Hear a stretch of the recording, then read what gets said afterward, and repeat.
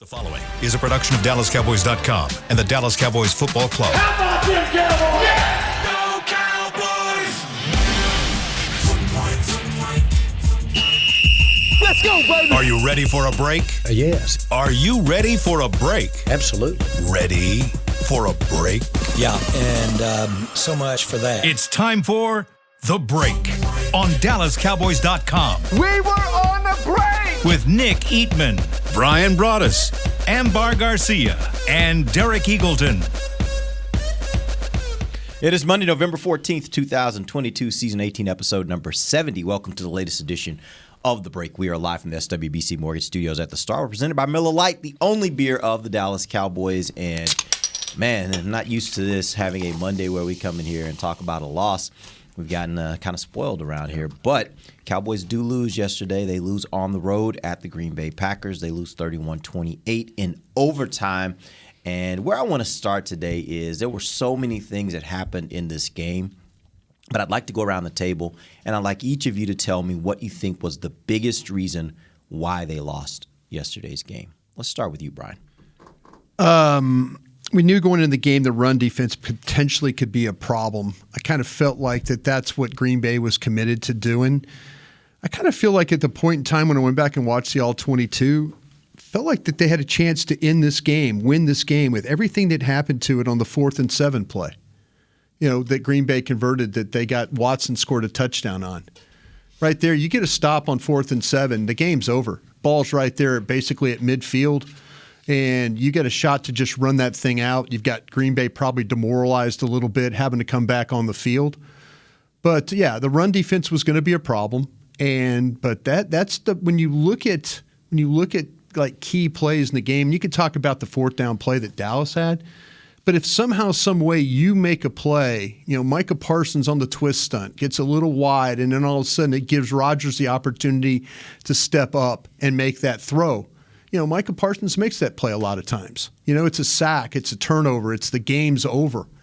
That right there, for all the things that happened to you, good and bad, in that football game, you make one play on 4th and 7, you're going to win that football game. And I think that's a little bit disappointing for something. If you said, give me one thing other than Cowboy run defense that kind of affected this game. Amber. Yeah, the run defense was definitely an issue, and you can clearly see that from yesterday's game. But like Ryan said, it's hard to pinpoint something specific when you look at the game overall. And last week on Friday and even Thursday, I was talking about one of my biggest concerns going into this game were penalties and how that could have my thought of it affecting the Cowboys in a bad way, and it absolutely did. Despite all the mistakes that were made on the offensive side of the balls, the things, you know, the 2 interceptions, certain plays that you're like, why are they calling this play right now? Despite all that, they were able to come back, make it a game, and then you go into overtime, and I'm sure we're going to discuss those penalties, but damn, it's like, why does it have to come down to that? I mean, you were able to tie the game against Aaron Rodgers, who comes back, the defense kind of bends in the 4th quarter, which was crazy to see the way that they were able to just run all over the defense, but I would say it's just mistakes on offense. Just not playing a clean game, some of the decision making, maybe Dak getting a little too comfortable and making some of those throws that he shouldn't have made. And it just all came down to that. You could have started the game being 10-7, and it didn't go that way. But, I mean, there's no way to really predict what could have happened at that point on if they had kind of protected the ball better to start the game. Their quarterback's better than yours by far, and that's the difference in the game to me. So, yeah, that's it. I mean, he made no mistakes, and Dak made a few mistakes, so that's the difference. I think. I mean, you can't beat this guy. I mean, they've beaten him twice, but you know, it's 10 years ago and 15 years ago, something like that. I mean, he's just way better than you, and then that's the problem. And he's not interested in playing a lot of games, but he was interested in that one, apparently. Yeah. That's what's frustrating. If I'm the Packers, I'm probably more frustrated than the Cowboys. Because if you got it, then give it every damn game. You don't have it every game. Well, the difference, I think, is that they didn't ask as much of him yesterday as they've typically asked of him. I think it was very clear yesterday. They went into that game saying, but he controlled the game. No, he made the throws when he needed to make the throws. But guess what? He played a Cooper Rush kind of game. That's the interesting part about this. They were not throwing the ball around the yard. With that. Yeah, they went in the game. Their first, I think it was of the first 15 plays they ran, 12 of them were rushing. Like, they went into the game saying, Aaron, we will call you when we need you right now. And I'm talking about Aaron Rodgers. Aaron Jones and Dylan, we're gonna give you guys the ball and we're gonna let you run. It's funny you've played two Hall of Fame quarterbacks this year in Aaron Rodgers and then also Tom Brady, and neither one of them really had to have a great game for them to win. But to Nick's point, when Rodgers had to make throws, he made throws. He did. I mean, and he starts off the game throwing the ball to Watson, and Watson drops 2 in a row, and you're like going, okay, we've seen this act before, but he just kept throwing them the ball. And I think the Dallas secondary got a little compromised with what was happening with them, with Bland, and then and also them having to make a lot of changes though in the secondary as well. I mean, it was tough. I mean, I always say this about this team: it hates prosperity. It really hates prosperity. It hates when you give them something that they can take advantage of and make a difference and win. They hate it when you do that. They like to make it as hard as possible to win these football games. It's never easy with this bunch. You get the turnover. I mean, Tank with the brilliant. I mean, they get the sack and sack fumble, and like to Ambar's point, then you throw a ball, you give it right back, and they score on that. Instead of you kicking a field goal or you scoring a touchdown, they give it right back, and it's like, okay, well, hey, by the way, we're going to have a couple of runs in here. We're going to make a good run here. Oh, by the way, we're going to get called for holding here. Oh, another thing, we're going to run for 9 yards, but we're not going to line up on sides. They hate prosperity. They just hate it when you give them something that's going to help them win the game. And that's the thing that's really the most frustrating. The run defense stuff, we can get into all that because of and I'll just give you an example. On the touchdown run that Aaron Jones had where it just looked like it was a wide open hole, they're running a twist stunt. They're running a twist. Bohanna goes out, and it's supposed to be Fowler inside. Fowler doesn't go inside. They got the twist on the opposite side. They're going to run the twist to the play side, and they're going to twist right into it. And what happens? Fowler doesn't run the twist, and now it's a huge gain for a touchdown. That's the kind of things that happens to this football team way, way too often for them to be as good as they are with record rights. The crazy thing is, you're in Green Bay. You're going up against Aaron Rodgers. Yes. Is Aaron Rodgers better than Dak Prescott? Yeah, sure. He is. But you get to a point where you got a 14-point lead against them. That's going into the fourth quarter. And then still you manage. And I don't think this game, much to your point, Derek, I don't think this game was necessarily won by Aaron Rodgers and his arm. It was the running game where they just completely ran through the whole Cowboys defense. But it's just insane to see how the game started. It was really slow, and then you get to that lead like that, and then just completely they tied the game, goes into overtime, then the craziness happens with the penalties to Nick's point, Rodgers was into this game. The fact on third down, fourth down, there, and he's yelling at his coach. And I know he yells at the coach every once in a while, but you could tell he wanted to win this football game. You could tell by the way that he was playing, and and he stuck with it. I mean, he made some really, really good throws in this game that they had to have, and that's the difference. The recipe for your quarterback throwing 46 times is never good. It's just never good. When it turns into that, it's just it's something bad's probably going to happen. So how much blame do we give Kellen Moore? Because it's one of the things that we talked about during that 5-game stretch where Cooper Rush is your quarterback and you go 4-1 and everybody's saying, well, yeah, the reason why is because they're managing the game with Cooper Rush. He only has to make a few plays a game, and they're running the ball effectively, and they should do the same thing when Dak comes back.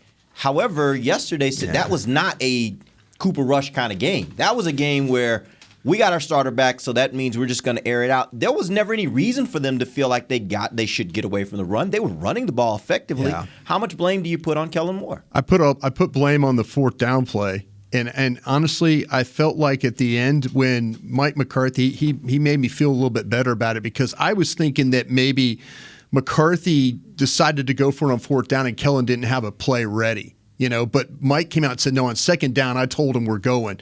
Obviously, trying to kick a field goal that way was not good. Kicking off, anything going that direction was not going to be good enough, though. The problem I have is, though, the what play you called. If you're learning on third down that the officials are not going to call pass interference or anything like that on that third down play, I'm like, okay, I'm about to throw a bunch pick route on you here. I'm about to run pick routes, and if you're going to swallow the whistle on this, I'm coming with a fourth down play or a play that's going to get me this first down. But to run trips and then try and really, the shallow cross was not there. The ball, the curl inside wasn't there because Alexander, and then you kind of throw the ball to Pollard in the flat. Give me a play give me your best 2-point play to get a first down. Give me something that make these officials, like I say, run picks, get guys open, kind of wheel it, do whatever you have to do. But for that call at that particular time in the game, I'm like going, that play had nothing. That play had absolutely nothing. And I agree with you about running the football. I do. I think putting Dak in harm's way at times is not very good. But I also feel like, though, that have a good play ready on fourth down, and I don't think they did in this particular case. You look at the numbers on Dak yesterday. He was 27 of 46, a 59% completion rate. Not good. 265 yards, 3 touchdowns, 2 interceptions. Yeah. That, I think, is key. Yeah. And his quarterback rating was 78.6. Nick, how much blame you put on Dak for that loss? Not as much as I put on Kellen Moore. The fourth down play, I agree, that was bad, but it's third down for me. It's 3rd and 3 with 6:25 to go. Run the football. They are not stopping either one of those two backs. And I'm putting the ball's at the 35-yard line. You're not kicking it at the 35. Would you kick it at the 32? Maybe. And you might kick it. And you might kick it at the 32 with 5 minutes to play in the game or in overtime, as opposed to 6:25. Run it. Yeah. Run it. And I don't think they get stopped. And but the officials, you hate to blame officials, but you just want to see it consistent. If you're going to call Connor McGovern, same thing, because when I think about the holding, you're going to call McGovern on that penalty in overtime. If you're calling that, okay, then call it. If you're going to just say in overtime, let him play, it's got to be like a bloodbath before I call anything. That's why I would do it. But they don't do it that way. You're going to call that, then you got to call it with CD getting. Oh, he got interfered with. He got interfered with. And that's clearly that's why and I think Nick's right. Run the ball. You'd had success. You're not stopping that. You're not stopping that. And that's the thing about it is that. But man, if at that fourth down play, it's like, fine, okay, you're not going to give us one. I'm about to run a pick, and I'm going to see if you're going to call offensive pass interference here when I spring CeeDee Lamb open for about 26 yards here. Because I'm going to run. I am going to make you have to make that call. You make that call, now I'm losing my absolute mind. But he lost it. But that's gone. What happened with that? Well, the headset's broke. There's no more. That just shows you how emotional this game was for Mike McCarthy, for sure. It was. And I don't think it. I think it was the frustration when he talked to Brad Sham pregame. We played it on 105.3 The Fan. He was almost. It was a little bit struggle. Brad, did he just guarantee a win? He was very confident that his football team was going to go out there and play well, and they were going to victory. Now, coaches have confidence all the time, but Mike was very much after we get this win, we're going to go back and we're going to, and I was like, oh, okay. So, yeah, I think this one meant a lot to him. And the fact that they didn't get it and they had some penalties on the back end of this thing, I think made him even more upset. After the game, you can just, if you listen to the press conference of him speaking, the way he was talking, even at one point, his eyes were pretty shiny, So there was a lot of emotion there, and you can absolutely see it. And going back to you mentioned CeeDee Lamb, you guys were talking about him, and it reminded me of that one play that they like, put that play away. I don't want to hear whatever option routes happen in the middle of the field you don't want to run anymore. I don't want to hear miscommunication being the word used after a game again. Like what miscommunication? You practice this, and I'm reacting this way because this isn't the first time we see this. Mm-hmm. So happened last week. Yeah, happened 2 weeks ago. Yeah, when exactly. The bye 2 week weeks is ago. supposed Yeah, to you had a fix week to that fix it. crap. Yeah, you had a week to fix it. Let's be clear Right. about that. Yeah. And then it happens again, and then you use the word miscommunication. Well, what the? Yeah. What are you? Sorry, what are you doing during practice? There should not be a miscommunication. Well, that's something to do with Dak's first interception. We could have sat out there and watched them practice that play that they ran with Schultz and CD getting kind of real close there. And when they run the play, there's no congestion there. Everything is spaced right. Everything, and Dak makes that throw, and it's like, okay, next period. It's a successful play. It scores every time in practice. Yeah. And then when you run it in a game, you're like going, wait a minute, the tight end gets a little short in the route. The receiver didn't get far enough. Wait a minute, there's guys standing there. Like when you practice that play, it's a touchdown every single time. But that's also where I look at the quarterback. But that's why he makes that throw. That's why he makes that throw. Because every single time they practice that, it's a touchdown in practice. Right, but that's also where he has to, and maybe I don't understand the quarterback position in the NFL. I will allow I've never played NFL quarterback. But I would think that he is watching his receivers to know, oh, wow, his short's coming up, his route's coming up a little short. Oh, he got bumped there. Yeah. Oh, there's a ton of congestion there. Yeah. Maybe I ought to go to a different receiver or maybe think about tucking and running or getting rid of the ball. Well, one of those other options. But there was all that congestion there. Yeah. There were receivers that were not where they were supposed to be. Right. I still put it on the quarterback. You got to diagnose absolutely. that, right? Absolutely. See, and the previous play to that, they try and run a screen. They fake a screen to the left, and it just goes to show you how effed up things get for the Cowboys when it comes to running. They got a chance on this screenplay, but they got Davis in there running the play, and he gets all knocked around, and then Dak has to run the ball. So, you never know if that's Pollard or is that Zeke. Is it a clean throw? And now we're not throwing an interception on the next play. It's like, you're thinking, oh, they fake the screen, they get everybody to one side, but then the back who doesn't play all the time gets knocked around a little bit, so now Dak has to eat it. And what happens? Then third down, he's making a forced throw. But you're not wrong about that and seeing it how he needs to see it. All right, we're going to take our first break. When we come back, we got to talk about the defense. Man, this defense, we had such high hopes for them early in the season, and yesterday it does leave a lot of doubts. We'll talk about that when we come back. DallasCowboys.com radio. Todd thought it would be secure to jog in the cheetah savanna. Todd believed the big cat repellent he bought online was reliable. And now, Todd is trying to be faster than this cheetah that can run 80 miles per hour. But the good news is, Todd has AT&T 5G that is fast, reliable, and secure. And he learned the best thing to do is stop running and toss her the backpack with the beef stew. AT&T 5G. Fast, reliable, secure. It's not complicated. 5G requires compatible plan and device. 5G may not be available in your area. See att.com/5G for you for details. What do you call a group of grown men and women with their faces painted silver and blue who get together every week to share a 3-hour-long ritual of jumping, singing, and toasting Miller Lite in 10-gallon hats while yelling, "How about them Cowboys?" You call it Miller Time in Dallas. Here's to the Cowboys. Here's to the original light beer. It's Miller Time. Celebrate responsibly. 2021 Miller Brewing Company, Fort Worth, Texas.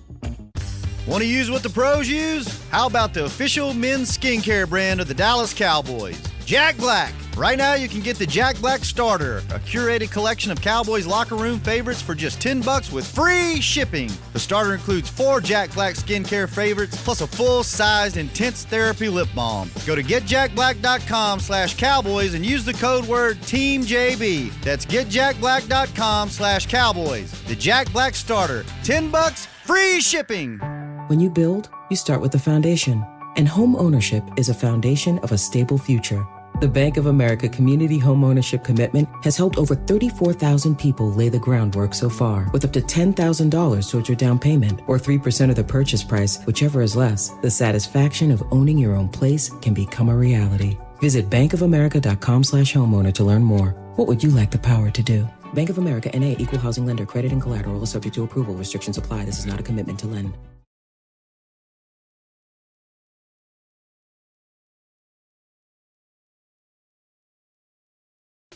Back to the break. Cowboys Christmas Extravaganza, powered by Reliant, every Friday and Saturday night from November 18th to December 17th. Visit thestardistrict.com/Christmas for more info.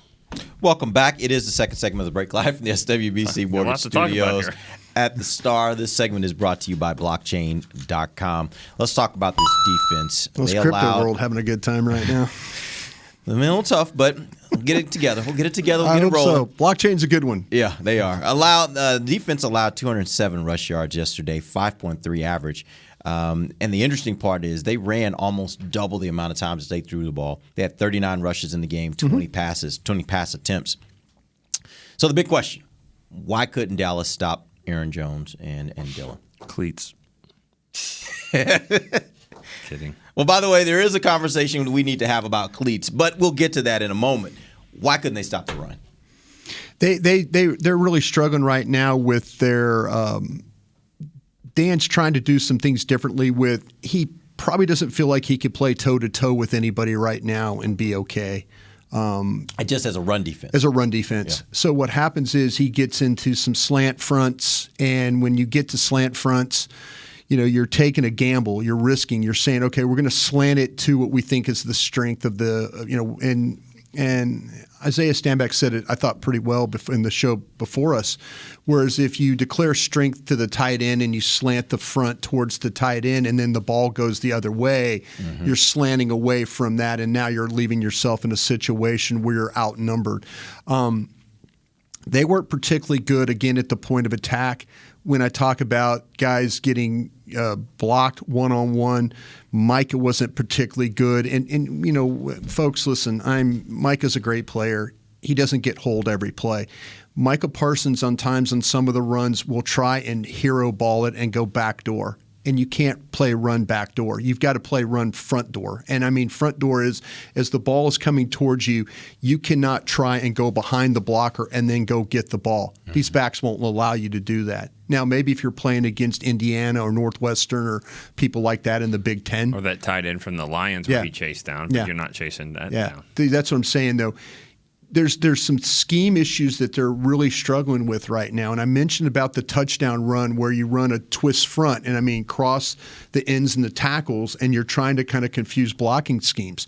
But if you don't get the twist to the side of the play, and then it turns into Bohanna's wide, Fowler's wide. Now you have this gaping hole which Jones was able to run in, and then they got the touchdown where he spins backwards and dives in the end zone. There's times where you're in a situation where your ends get hooked, your linebacker gets hooked. They're doing a great job. Teams are of getting their center up on a linebacker, their guards up on a linebacker. They're getting cracks from tight ends. They're not winning near enough. Mercedes Lewis, he's a big body tight end. He's cracking down. You're not getting off that block. You're not getting somebody over the top. You're having that soft corner. We've talked about that a bunch. Kelvin Joseph was much better trying to be a forced corner yesterday than what we've seen from Brown or even Diggs. You could go back and watch the All-22 and watch Diggs retreat, stay wide, and then the ball go inside of him.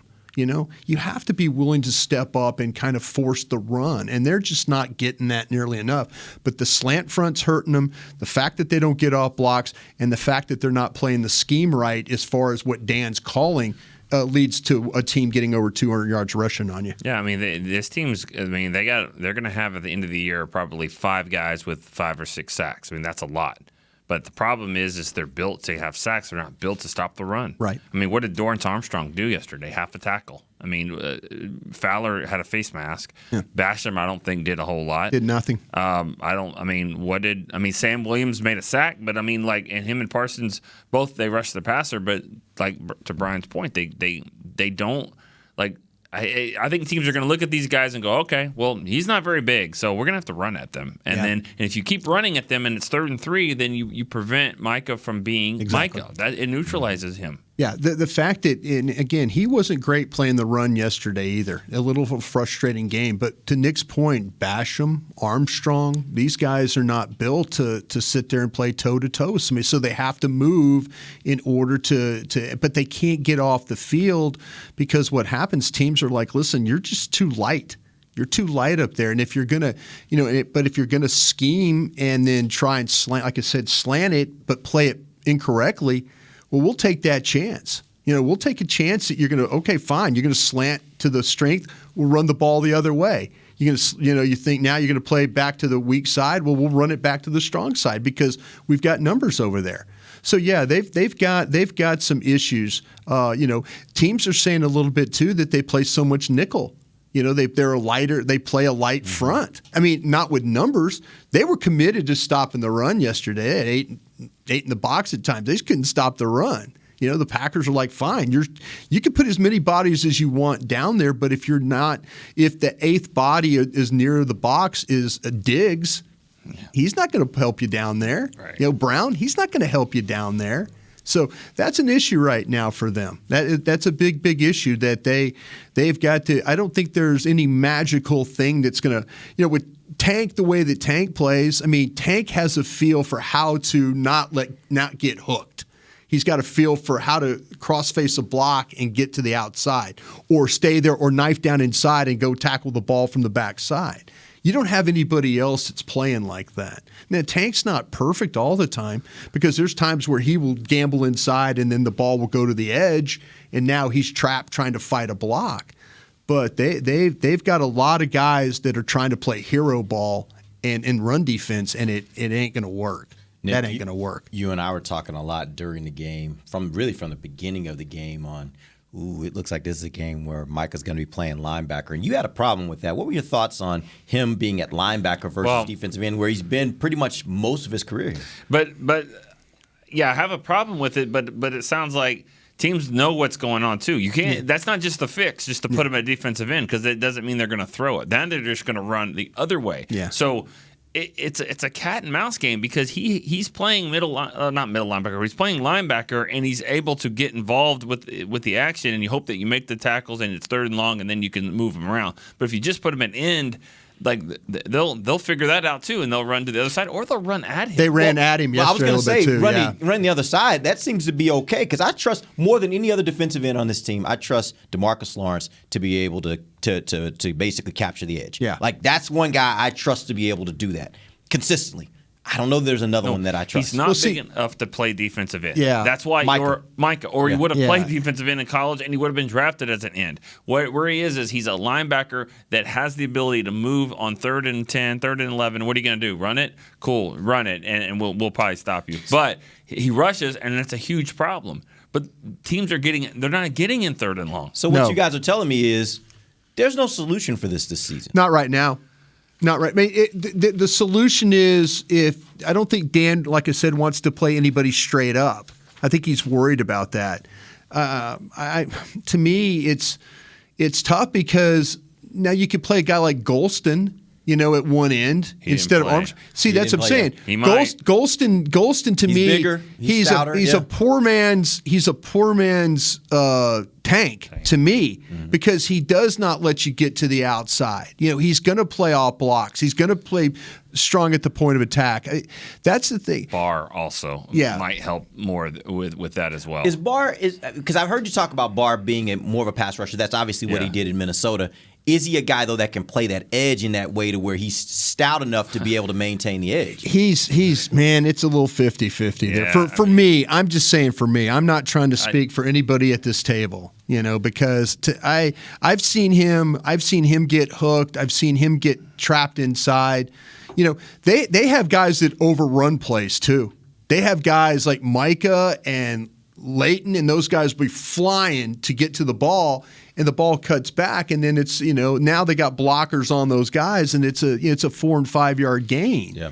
So Basham, Armstrong, Fowler, those guys, I mean, there's some issues up there playing the run because of the fact that they just can't, they don't hold up well enough. You know, if they get off blocks, yeah, that's fine, but they don't always get off blocks. That's the biggest issue. That's the thing. I keep trying to figure out in my head because it seems so simple, but yet it's not. And when you watch the games, I mean, all I can think of is these linebackers needing help, but then you don't have people to give them the kind of help they need. And at times, I mean, you should know what's coming, but sometimes I just feel like they get lost as if every time or when they're going to run, the opposing team is going to run the ball, they don't really know how to track the ball or where to go. Like, they're always kind of a step behind. Yeah.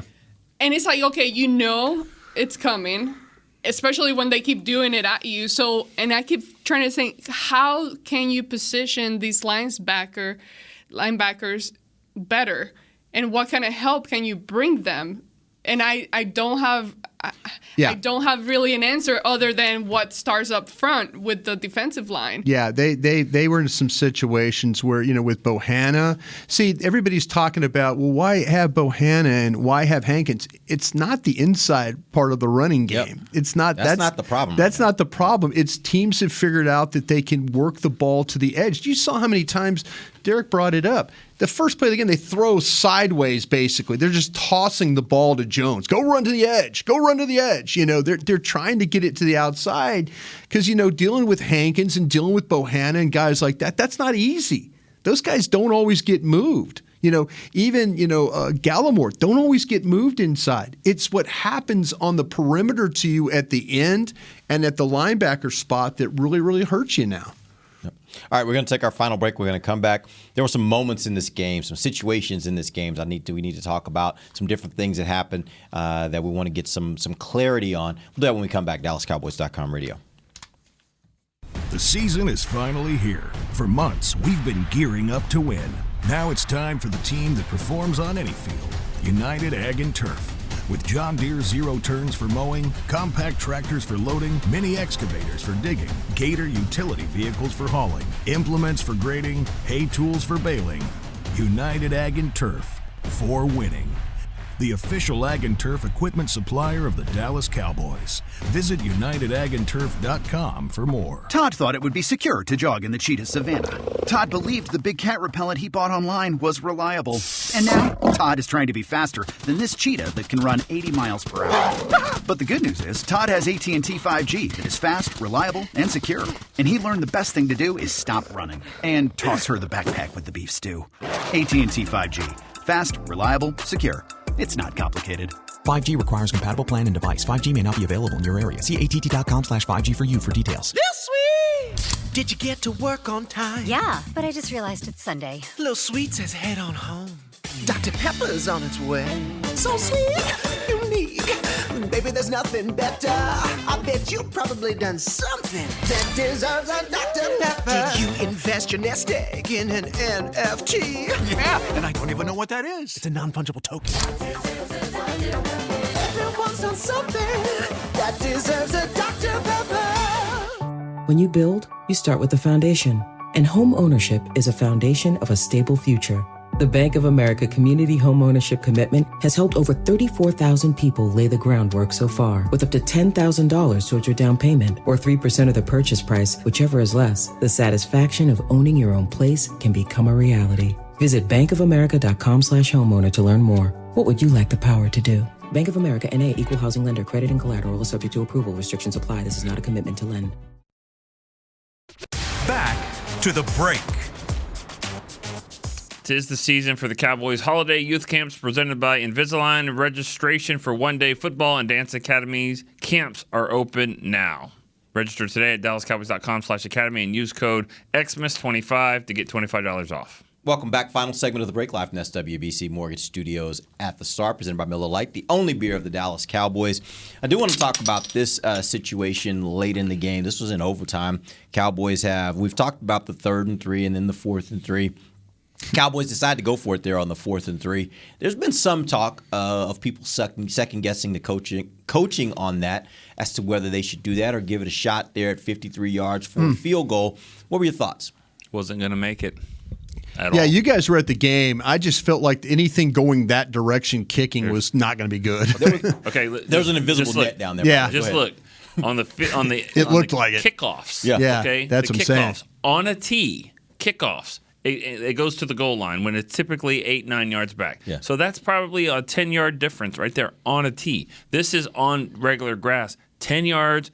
And you don't even have to imagine it. All you have to do is look at the one Mason Crosby had, and that was the Ball worst just kick died. ever. Yeah. So it doesn't go that way. And you said before the game, you made a good point. You said before the game, he was booming it 50, Moving it the 60 other way. yards like no problem. Which I said, I talked about it, up in the press box, and I said I think I would have taken the wind, but in overtime.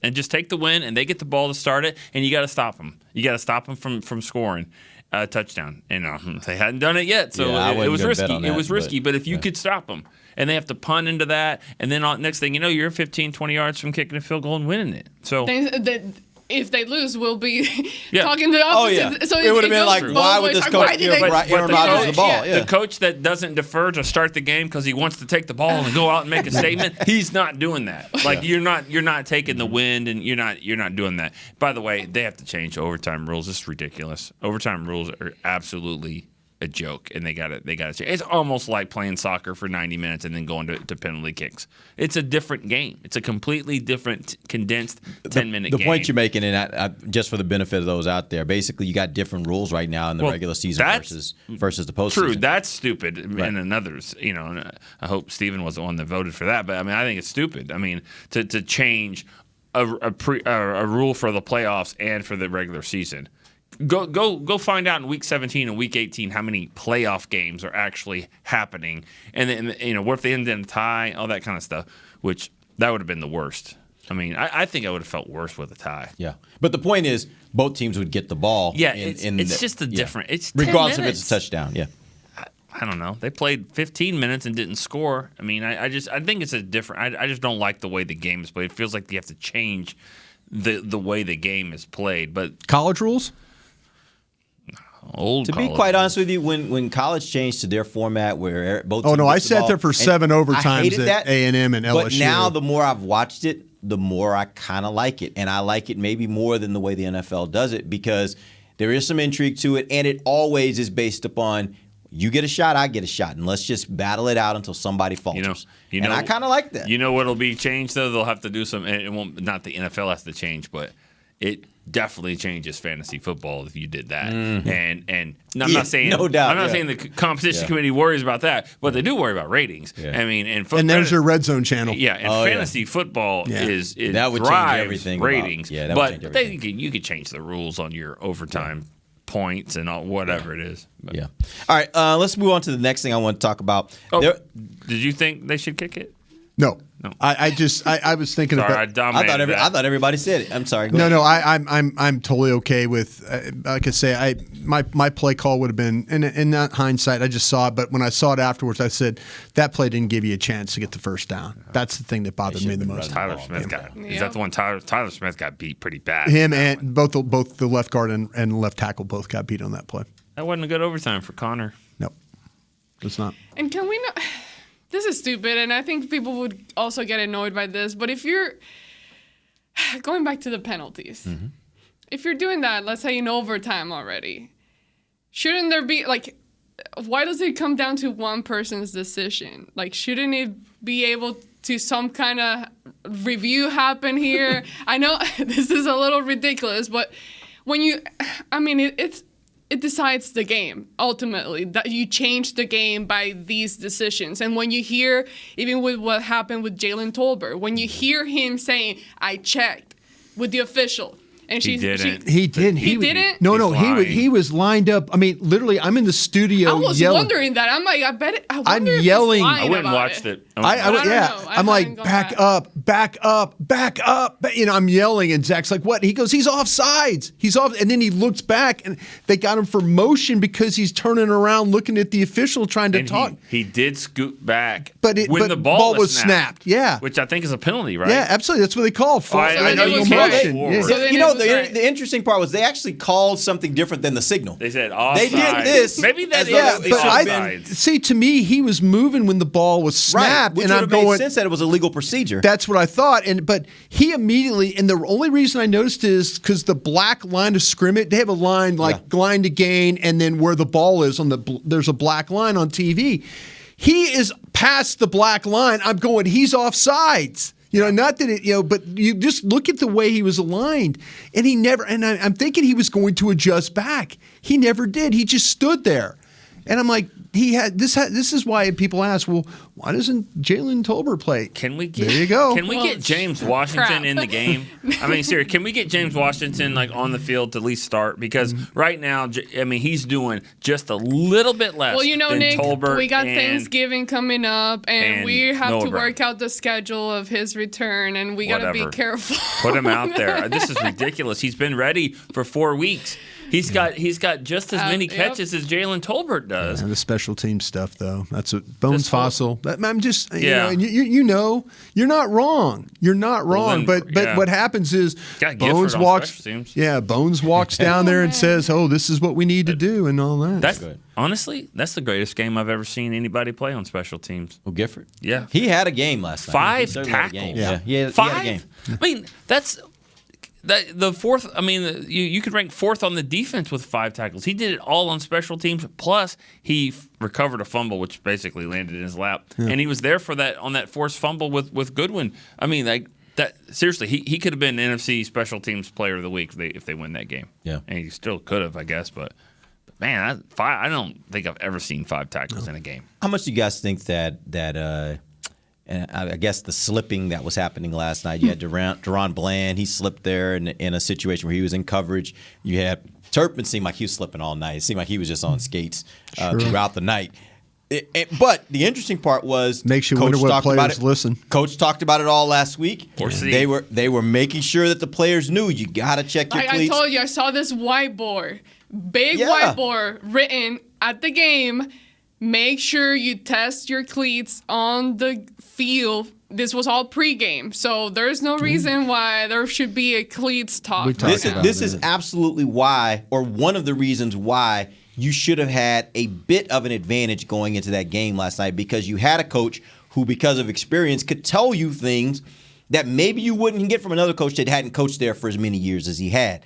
And it sounds like he was coaching his team the right way. For whatever reason, it still ended up being a problem. How much of a problem was it? I mean, it was a couple times. It definitely happened. And here's what I don't know, because I don't watch a lot of their games. I mean, maybe you do have the right cleats, but does that necessarily mean that you never slip? I mean, I don't know. I mean, I don't know. I don't think if you have everyone wears these thick, long cleats that nobody ever slips and falls. I mean, it's really ironic, though, the way Deron Bland comes in the game, and that's basically how they win the game, because he falls, and Lazard finally caught a pass, and, that's it. That's the. How did they play? I think it changes also, to that point, because I was wondering the same thing. I'm like, I wonder, does my son slip more when he has to slip on socks? Not really. He slips less. But when you watch the Green Bay Packers, the way they were playing, you didn't see that happening to them. I don't remember. I don't recall. Not really. Not to the point that it happened to the Cowboys. So that's where it kind of leads you to wonder, okay, what the heck was the problem here? Because you know how to run. The shoes. Shoes were a problem. They didn't. Some players do list, but some players are so comfortable with their gear. Yeah. For 100 years, for 100 years, Jason Witten would never change his helmet. He never. Some players, they play in shoes and they're comfortable with their shoes, and they're like, I'll be fine with these shoes. They think I'm going to be fine until they're out there on a third down critical play and they go sliding around, and then there's a big catch that ends the game. That's sometimes you just get so wrapped in I'll be fine. I'll be fine. And I have a feeling they had a couple of guys that said, I'll be fine, and probably weren't fine. I just think when it comes to equipment, and shoes are part of the equipment, it shouldn't be up to the player. It should be up to the team. Well, but I do think part of that has to be, kind of to Brian's point, what the player feels comfortable in, because you still want them to feel comfortable enough to be able to maneuver and do the things that they do, and not be self-conscious about the equipment, right? Yeah. So, and there are different guys. You see it all the time. Different guys wear different size pads, different size, knee pads, and all this stuff. Like, it's all about how their bodies feel. So I do think you want to have that be still a part of it. But I get your point. The coach made it clear, guys, it's something to be aware of. And that's what you do as a coach. Be aware, be aware, be aware. That was my experience of working up there. For whatever reason, some were not as aware, and it may have cost them. Yep. All right. Appreciate you guys, Jonas. We'll be back tomorrow. We're going to figure out a little bit of a big picture on what's happening here. Now Cowboys fall to third in the division, and now you start wondering about what's happening with the wild card spots, because some of these teams that maybe you kind of thought would be dead are now creeping back into this thing. We'll talk about that tomorrow. Till then, for Nick Eatman, Brian Broaddus, Amber Garcia, I'm Derek Eagles, and this is The Break, live on DallasCowboys.com radio. This has been a production of DallasCowboys.com and the Dallas Cowboys Football Club. How about this, Cowboys?